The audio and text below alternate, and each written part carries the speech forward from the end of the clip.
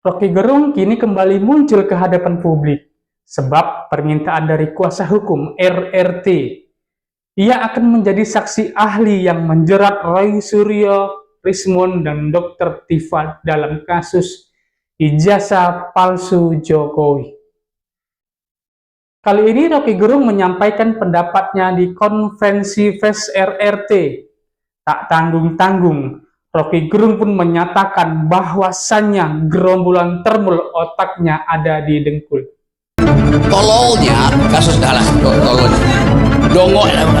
dungunya kasus ini dibawa, dipancing-pancing Dr. Tifa, Rismond, Roy yang otaknya berfungsi maksimal.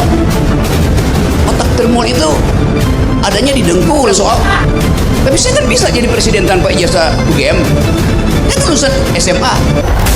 Tapi justru di situ problemnya. Kenapa nih kalau pakai ijazah SMA? Kan mau gaya-gayaan.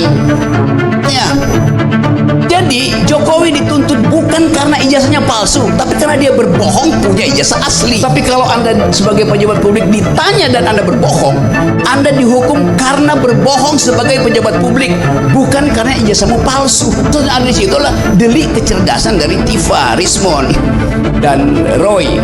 Sekarang masalahnya kalau orang cerdas memang itu pidana. Justru yang harus dipidana yang dungu itu. Bagaimana kelanjutan cuplikannya? Mari kita lihat. Kalau kita bilang ada orang oposisi, itu artinya otaknya memang ada fungsi dalam otaknya yang dihasilkan oleh kemampuan untuk reasoning. Itu dasarnya tuh. Kalau Anda baca riset tentang otak, ada dokter Spanyol namanya Damasio, Antonio Damasio. Dia bahkan mencoba membaca Immanuel Kant untuk mengetahui kenapa filsuf Immanuel Kant itu begitu cerdas itu. Padahal Immanuel Kant sendiri mengatakan otak saya itu, kata Immanuel Kant, bisa membaca otak saya. Coba Anda bayangkan, jadi problem itu dari awal sudah diriset tuh. Kendati pada waktu itu belum ada teknologi untuk menginterpretasikan jumlah energi yang dipublish oleh otak kita tuh. Anda bayangkan misalnya kita sekarang lagi fasting, lagi puasa itu. Apakah otak kita berhenti bekerja kalau kita lagi puasa? Secara biologis harusnya berhenti bekerja. Kenapa? Kalau kita puasa tidak ada glukosa yang masuk ke tubuh kita, dok, benar? Nggak ada glukosa, otak tidak bisa hidup tanpa energi glukosa. Udah 30 tahun saya puasa. Kirain bayar fidya. Jangan ajukan pertanyaan yang berbahaya. Jadi, kalau kita teliti, di dalam keadaan puasa pun otak kita memproduksi sesuatu tanpa glukosa, itu berarti ada cadangan energi disediakan oleh tubuh. Kalau nggak semua orang yang berpuasa jadi dungu. Padahal bahkan mereka yang nggak puasa pun dari awal udah dungu tuh. Karena namanya puasa Solo. Solo itu bukan nama kota. Nama ganti self. Solo sendiri itu. Gue mesti cari akal supaya nggak kena deli. Oke, kata self tadi ya, saya akan itu keingat lagi. Kata self, kedirian kita dihasilkan oleh kemampuan otak untuk membedakan saya dengan Anda. Sekarang pertanyaannya, jenis kimia apa yang ada di otak sehingga mampu untuk membedakan saya dengan Anda? Anda dengan Gibran, Gibran dengan bapaknya, bapaknya dengan Jokowi. Kan itu kemampuan berpikir. Udah subversi belum? Jadi kalau kasus yang ditulis oleh Dr. Tifa ini dibawa ke meja sidang di depan hakim, bahkan tidak akan selesai di meja sidang. Karena riset itu selalu sifatnya ongoing, in the making, nggak akan berhenti. Jadi percuma membawa kasus ini ke meja sidang. Bawa kasus ini ke meja sidang akademis. Itu yang dari awal saya inginkan. Kalau saya diminta jadi saksi ahli, saya bersedia jadi saksi ahli. Saya bayangkan, kalau saya jadi saksi ahli, yang akan nanya saya itu jaksa. Jaksa itu belajar hukum.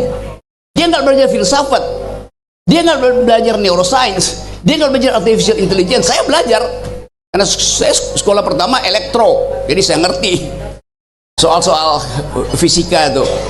Sekolah kedua saya economics, saya ngerti tentang efisiensi otak. Otak itu bekerja seperti seorang homo economicus, mencari hal yang menguntungkan dan menghilangkan hal yang membuat otak nggak bekerja tuh. Itu prinsip ekonomi. Otak bekerja secara ekonomis. Jadi gobloknya, bukan gobloknya nih, tololnya kasus tololnya, dungunya kasus ini dibawa, dipancing-pancing Dokter Tifa, Rismond, Roy yang otaknya berfungsi maksimal. Dari segi itu udah terlihat ketidakseimbangan. Otak termul itu adanya di dengkul. Jadi kalau ada kesalahan berpikir, termul akan dibedah oleh dokter ahli tulang. Ortopedi. Jadi teman-teman semua, kita ingin pastikan, kita mulai dengan tradisi bahwa semua dalil akademis dibantah secara akademis. Perbantahan akademis itu, perbantahan akademis isinya dalil-dalil, bukan pasal KUHP. Palsu, nggak ada soal. Tapi saya kan bisa jadi presiden tanpa ijazah UGM. Dia kan lulusan SMA. Tapi justru di situ problemnya. Kenapa nih kalau pakai ijazah SMA? Kan mau gaya-gayaan. Itu soalnya. Jadi Jokowi dituntut bukan karena ijazahnya palsu, tapi karena dia berbohong punya ijazah asli. Bill Clinton dengan staf khususnya seorang perempuan tuh terjadi hubungan seksual. Maka Clinton dihukum karena terjadi hubungan seksual, bener gak? Salah. Dia dihukum karena berbohong. Dia bilang nggak ada, ternyata ada tuh. Jadi soal moral tuh gak ada urusan dengan kita. Tetapi berbohong itu adalah masalah hukum. Anggap ya, Anda mau selingkuh, Anda mau bikin amoral, urusan pribadi Anda. Tapi kalau Anda sebagai pejabat publik ditanya dan Anda berbohong, Anda dihukum karena berbohong sebagai pejabat publik, bukan karena ijazahmu palsu. Jadi sekarang kita biasakan untuk detailnya. Di mana masalahnya? Karena dia pejabat publik berbohong pada publik. Kalau dia orang biasa berbohong, ya cuma dihukum di akhirat. Tapi karena ini beliau ada pejabat publik, maka adalah kehendak publik untuk menghukum dia demi kemasukakalan seorang pejabat. Jadi sekali lagi clear. Oh, nggak ada delik di situ, delik menghina pejabat, delik nggak ada. Yang satu-satunya ada di situ adalah delik kecerdasan dari Tifa, Rismond, dan Roy. Sekarang masalahnya kalau orang cerdas, memang itu pidana. Justru yang harus dipidana yang dungu itu. Dipidana oleh siapa? Dipidana oleh Allah Subhanahu Wa Taala di akhirat. Kenapa?